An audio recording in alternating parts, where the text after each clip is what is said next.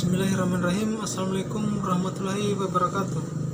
Perkenalkan, nama saya Salam dari jurusan Pendidikan Sejarah Fakultas Keguruan dan Ilmu Pendidikan.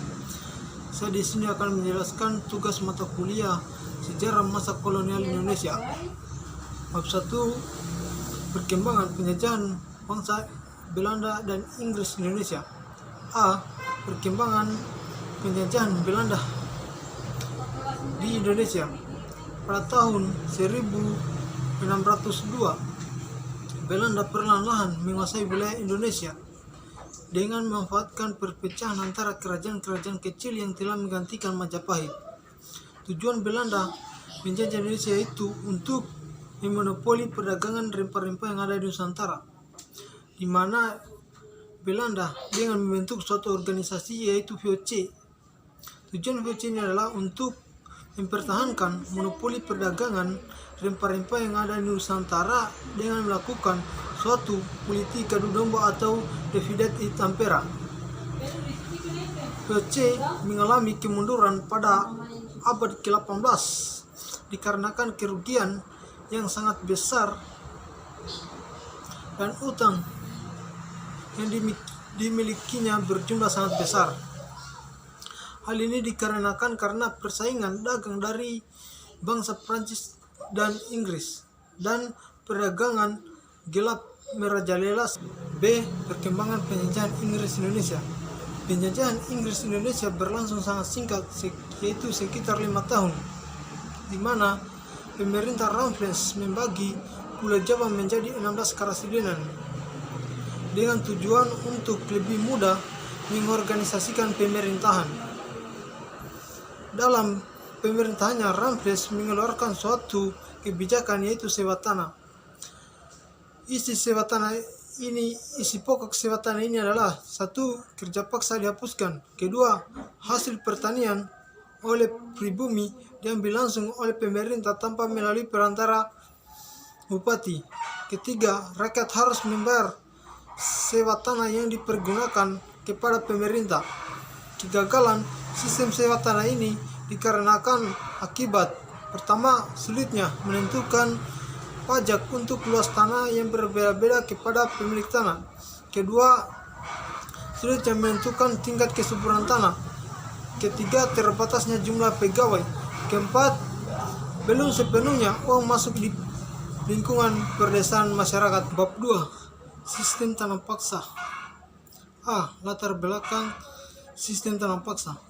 Faktor utama diberlakukannya sistem tanam paksa di Indonesia adalah adanya kesulitan keuangan yang dialami oleh pemerintah Belanda yang digunakan untuk membiayai keperluan militer akibat Perang Belgia pada tahun 1830 di negeri Belanda dan Perang Jawa atau Perang Diponegoro di Indonesia.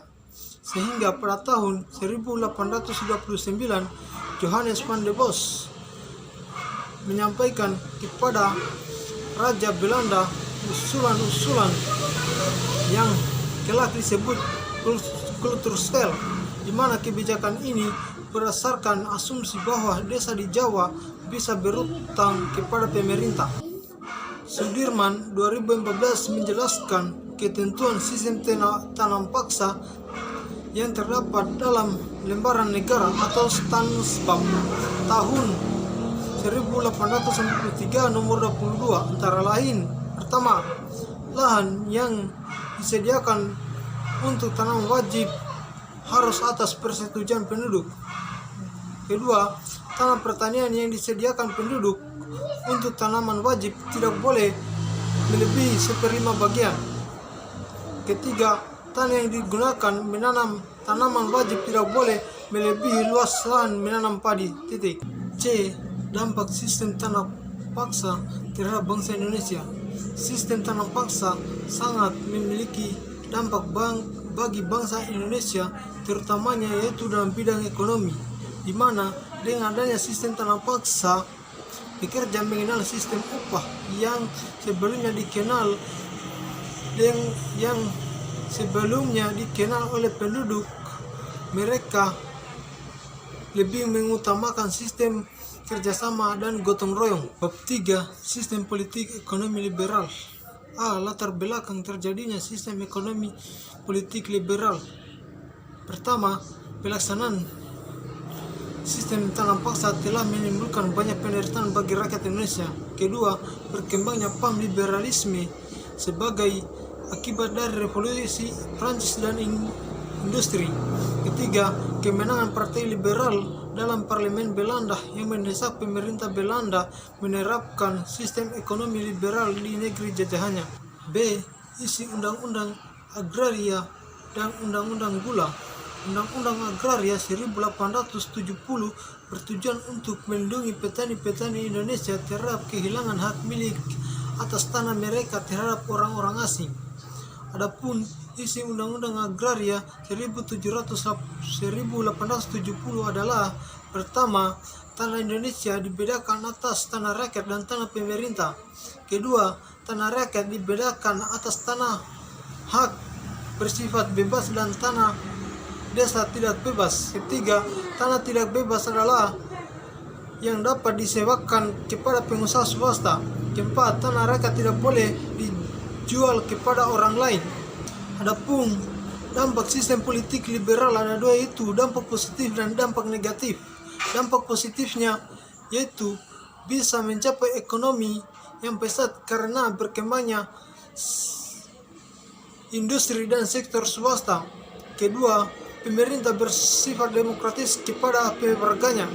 Sedangkan dampak negatifnya yaitu: pertama, terjadinya kesenjangan sosial antara orang kaya dan orang miskin. Kedua, rakyat menderita karena masih diterapkan kerja rodi. Ketiga, kemerosotan tingkat kesejahteraan penduduk. Bab 4. Politik etis. Politik etis atau politik balas budi yaitu suatu pemikiran yang menyatakan bahwa pemerintah kolonial memegang tanggung jawab moral bagi kesejahteraan bumi. Kedua, latar belakang politik etis. Sebelum awal dilaksanakan politik etis, keadaan sosial dan ekonomi di Indonesia begitu buruk dan jauh dari kata sejahtera, terutama untuk pendidikan pribumi yang bukan di kalangan bangsawan. Dalam bidang ekonomi, tanah-tanah rakyat masih dikuasai oleh para tuan tanah. Dalam bidang politik, masalah yang berkembang pada saat itu adalah sentralisasi politik yang kuat, sehingga tidak ada pemisahan keuangan dan kekuasaan antara pemerintah kolonial dan bangsa Indonesia yang berdampak pada ketidaksejahteraan pribumi. B. Tujuan politik etis. Tujuan politik etis itu dalam 3 sektor. Pertama, pendidikan atau edukasi. Tujuannya untuk membantu meningkatkan sumber daya masyarakat Indonesia. Kedua, pengairan atau irigasi. Tujuannya sangat penting karena merupakan suatu sarana yang sangat vital dalam urusan pertanian dan berbagai keperluan sehari-hari. Ketiga, perpindahan penduduk atau transmigrasi. Tujuannya itu membantu mengurangi kepadatan penduduk di Pulau Jawa. C. Isi politik etis. Politik etis muncul akibat adanya kemenangan kaum liberal atas kaum konservatif di Parlemen Belanda. Isi politik etis yaitu: pertama, irigasi, emigrasi, dan edukasi. Bab 5. Depresi ekonomi dunia. Depresi besar atau zaman Malaysia adalah suatu peristiwa menurunnya tingkat ekonomi secara dramatis di seluruh dunia yang mulai terjadi pada tahun 1929. A. Jatuhnya pasar saham Wall Street 1929. Ekonomi Amerika memasuki masa resesi selama musim panas 1929 ketika belanja konsumen menurun dan mengakibatkan barang-barang menumpuk sehingga memperlambat laju produksi. Sehingga pada 24 Oktober 1929 investor mulai menjual saham mereka secara massal karena memburuknya depresi ekonomi. B. Memburuknya depresi ekonomi. Krisis ekonomi dunia terus memburuk hingga pada tahun 1930, di mana sekitar 4 juta orang Amerika mengalami pengangguran, dan kemudian angka tersebut meningkat menjadi 6 juta orang pada tahun 1931. Sehingga untuk menghindari kondisi tersebut, Presiden Amerika Serikat Herbert Hoover mengeluarkan kebijakan untuk menunjang bank-bank yang gagal dalam lembaga lainnya dengan memberikan pinjaman dari negara. C. Harapan baru dari Franklin D. Roosevelt. Pada tahun 1932, bagaimanapun Amerika Serikat terposok ke dalam depresi ekonomi yang menyebabkan banyak pengangguran, sehingga Roosevelt mengambil tindakan untuk mengatasi kesulitan ekonomi negara. Kebijakan pertama yaitu mengumumkan 4 hari libur bank, di mana semua bank-bank menutup, sehingga Kongres Amerika Serikat mengesahkan undang-undang reformasi yang membuka kembali bank-bank yang tekad melawan depresi ekonomi. Mengawali Perang Dunia II. Ketika depresi ekonomi dimulai, Amerika Serikat adalah salah satunya negara industri di dunia yang tidak memiliki asuransi jaminan sosial kepada warganya. Pada tahun 1935, Kongres Amerika Serikat meloloskan Undang-Undang Jaminan Sosial yang untuk pertama kalinya diberikan Amerika Serikat kepada pengangguran, disabilitas, dan pensiun untuk hari tua. Dampak depresi ekonomi 1930 terhadap Indonesia. Dampak depresi ekonomi sangat serius. Pengamat Belanda menyatakan bahwa rakyat Indonesia yang tadinya bekerja di sektor industri kembali di pekerjaan lamanya, yaitu bertani untuk bertahan hidup, dan ada juga masyarakat yang menganggur. Bab 6. Gerakan resistensi di Jawa pada abad ke-19. A. Lingkungan sosial historis awal abad ke-20. Seperti diketahui bahwa periode munculnya gerakan resistensi di Jawa, khususnya dalam pergerakan nasional pada umumnya, bersamaan dengan puncak perkembangan masyarakat kolonial yang merupakan produk kolonialisme Belanda di Indonesia. Dalam masyarakat kolonial itu, posisi dan peranan masyarakat Indonesia dipinggirkan oleh kaum kolonialisme. Munculan nasionalisme itu bagian dari proses berlangsungnya wacana intelektual sejak akhir abad ke-19.